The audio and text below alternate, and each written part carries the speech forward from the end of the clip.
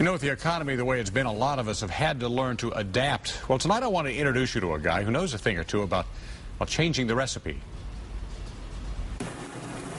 Every brewmaster will tell you, a great beer starts with a recipe. Barley. That's the cracked barley. But there's also a healthy helping of whimsy. Things will happen. Things will change here and there. I might have to substitute a hop because I can't get one. Todd Parker knows better than most about adjusting the recipe to get it just right.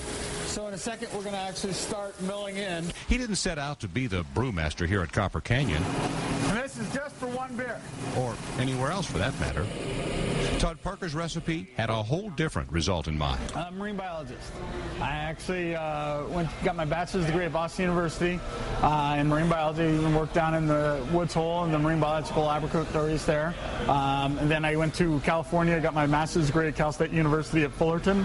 Back in those college days, 15 years ago, beer making for Todd was just a hobby that took on its own kind of urgency. What ended up happening is when I moved to California, I couldn't afford the good beers, so I started making them myself.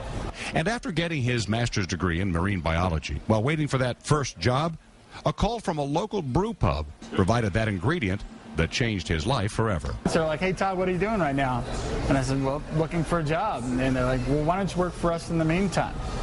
So. And you're still there? And I'm still in the industry, yeah. Now, instead of fish, sea urchins, and anemones, Todd's life is all about stouts, pilsners, and IPAs. Like all these beers are my babies, so when people ask me what's my favorite beer, I was like, it's like, what's your favorite kid? Todd Parker started with a recipe, made a few adjustments along the way, a little of this, a little of that. So, how did it turn out?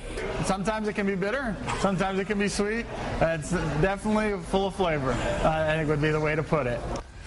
We can all learn a lesson from Todd. You can find Todd most days at Copper Canyon in Southfield.